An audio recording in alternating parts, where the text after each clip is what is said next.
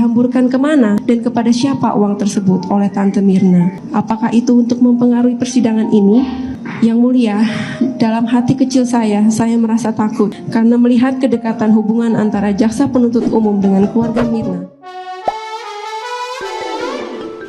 Hola netizen yang tercinta, kasus kopi sianida kembali disorot karena viralnya film dokumenter Ice Cold Murder Kopian Jessica Wongso. Bahkan banyak yang mendorong agar kasus kembali dibuka karena Jessica Kumala Wongso dianggap bukan pembunuh Wayan Mirna Salihin yang sebenarnya. Sosok ayah Mirna, Edi Darmawan Salihin, belakangan malah menuai kecurigaan publik. Apalagi karena Edi Darmawan sempat berkuar-kuar merasa menang karena berhasil menjebloskan Jessica ke dalam penjara meski tidak ada bukti valid. Di tengah panasnya isu tersebut, pengakuan Edi Darmawan menghabiskan banyak uang di kasus kopi sianida juga ikut diperbincangkan. Bahkan kuasa hukum Jessica, Otto Hasibuan, pernah menyentil masalah tersebut di sebuah televisi swasta. Awalnya, Otto menyinggung soal tangisan Jessica setelah mendengar rekaman pembicaraan Tante Mirna. Otto sendiri terkejut dengan pengakuan Tante Mirna tersebut. Namun, Otto menolak untuk memberikan jawaban gamblang ketika dikorek lebih jauh soal kecurigaannya.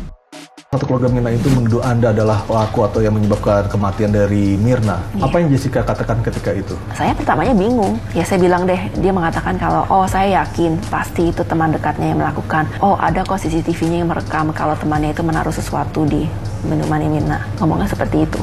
Itu langsung pada Jessica ngomong seperti itu? Seperti begini ngomongnya. Oke. Lalu Jessica responnya apa? Saya tidak merespon apa-apa. Saya tanya kakak siapa tante? Saya nggak tahu.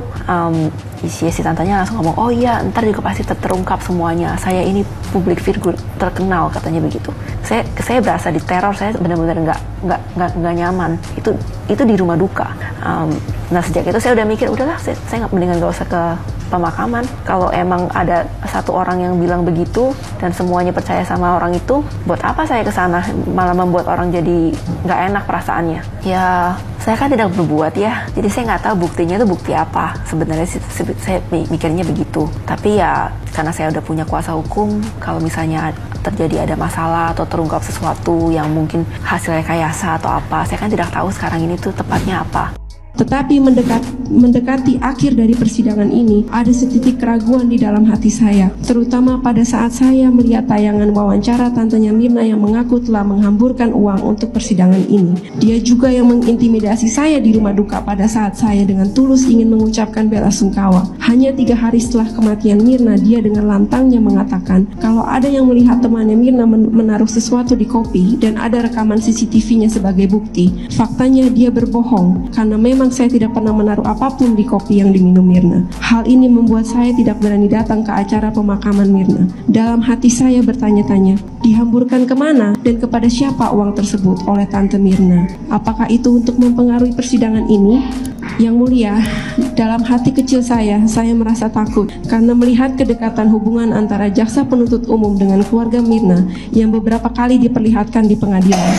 Saya takut kalau keputusan atau semua tindakan yang berhubungan dengan kasus saya terpengaruhi oleh kedekatan hubungan antara jaksa penuntut umum dan keluarga Mirna. Bahkan ada beberapa indikasi adanya sisipan bukti-bukti baru pada saat persidangan berlangsung yang diserahkan Darmawan Salihin kepada jaksa.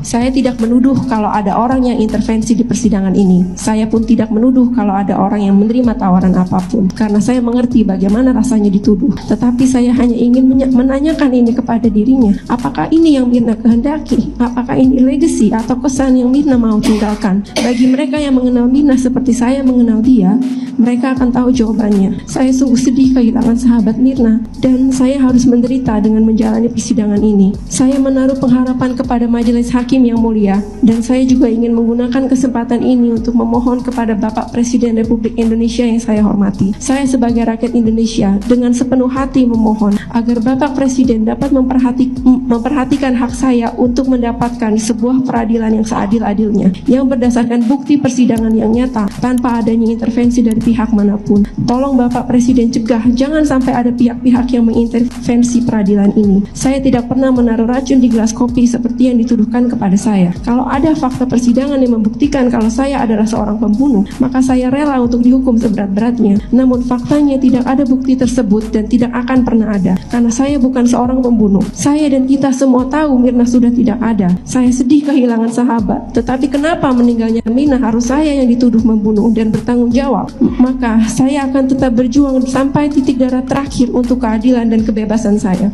Hampir setiap hari saya melihat wajah saya di televisi dalam pembahasan kasus ini. Hanya masa depan yang suram yang terbayang oleh saya. Seluruh masalah pribadi saya, kehidupan masa lalu saya, penderitaan saya menjadi obrolan. Lalu saya harus dituduh dan dihujat terus-menerus di layar kaca, di persidangan ini dan dimanapun. Bagaimana orang bisa bertanggung jawab atas kondisi mental saya, atas apa yang mereka lakukan? Kenapa saya harus menjalankan yang sepertinya adalah konsekuensi, padahal saya tidak melakukan hal yang patut saya pertanggungjawabkan? Karena saya tidak ada melakukan apapun yang dituduhkan kepada saya. Yang mulia, ini lebih kejam daripada semata-mata memfitnah saya. Nah, gimana nih menurut netizen yang maha benar? Silahkan berkomentar ya. Yang mati meninggoy Mirna, yang diotopsi gelas, ya kan? Ya jadi saksi kunci CCTV, yang jadi landasan putusan insting. Kayak mana lah, ngapain sekolah hukum tinggi-tinggi pula S1, S2, S3, STLR, ya kan? Ku pakai aja instingku itu gratis, ya kan? Ngapain pula aku sekolah, ya kan? Kayak gitu ya, Konoha ini ya. Mana, cemana lagi ya kan? Ya, Kima, puyeng kali ini ku pikirkan masalah-masalah ini, ya kan? Ku lepakkan saja ya. Kalau kawan-kawan sadari, hampir semua saksi ahli yang dihadirkan oleh pihak tim lawyernya J itu semuanya mendapatkan pengakuan internasional. Mereka kredibel dan kompeten di bidangnya. Tapi sayangnya, tidak ada satupun yang didengarkan, bahkan diabaikan. Mereka belum cukup bicara memaparkan penjelasan yang mereka tahu, sudah dipotong duluan. Bahkan ada beberapa saksi ahli dicari celah salahnya agar mereka tidak memaparkan apa yang mereka ketahui atau yang mereka kuasai. Dan bahkan, dari mulai proses ini terjadi baik dari tingkat penyidikan, penyelidikan, dan masuk tahap di kejaksaan dan dipaparkan di persidangan, begitupun hakim, pada dasarnya mereka kurang memahami esensi dari kasusnya itu tersendiri. Jadi mereka tidak memahami isi dakwaan pada dasarnya. Kenapa aku bicara seperti itu? Karena faktanya memang demikian, kawan. Karena ada beberapa blunder yang tidak ada dalam isi dakwaan. Jadi seakan-akan hanya seingatnya mereka saja. Berarti pada dasarnya mereka ini tidak paham isi konteks dan isi dakwaan sendiri. Kenapa bilang itu gampang? Poin pertama, ada satu ahli bicaranya bahwa mengungkapkan bahwa 3 hari sebelum kejadian J itu sudah ke lokasi untuk mapping. Faktanya memang tidak pernah ke sana. J ini baru ke lokasi pada saat kejadian, walaupun akhirnya dia ralat karena dia salah baca. Yang kedua, ada perwakilan dari kejaksaan seakan-akan dia paham soal cyanida. Pada akhirnya dia tidak bisa membedakan antara natrium dengan cyanida. Lalu dia bicara soal otopsi. Kenyataannya tidak pernah diotopsi, yang ada pengambilan sampel. Dan itu sudah diklarifikasi oleh pihak-pihak terkait. Jadi makanya aku simpulkan bahwa pada dasarnya orang-orang terkait yang di kasus ini terjadi, mereka tidak memahami esensi ataupun tidak memahami isi dakwaan. Jadi pada dasarnya apa yang menjadi kesimpulan adalah hanya insting dan keyakinan pribadi, bukan melihat fakta-fakta persidangan. Kesimpulanku seperti itu, kawan. Coba kawan-kawan dipelajari dan dicerna apakah logik apa tidak kasus ini dari awal sampai akhirnya PK di MA pantas untuk dianggap persidangan yang fair apa tidak. Karena mau tidak mau, kalau info yang aku dapat itu dari pihak J akan melakukan PK kedua. Jadi sedang mempersiapkan segala sesuatunya tadi novum atau bukti baru. Thank you, kawan. No case. Ini kayaknya konyol tapi lucu, guys. It's okay, katanya dia ingin menggugat Netflix. Dia ingin menggugat sebuah perusahaan internasional, perusahaan Amerika Yahudi yang sama-sama kita ketahui begitu kuat. Yang sudah pasti pada saat dia menggugat, Netflix pasti akan mencari dan mereka pasti memiliki kuasa hukum yang benar-benar capable, dan pasti kasus ini akan semakin menarik. Bapak ini kayaknya lagi ngegali lubangnya sendiri, tapi nggak apa-apa, biarin. Kayaknya ini seru.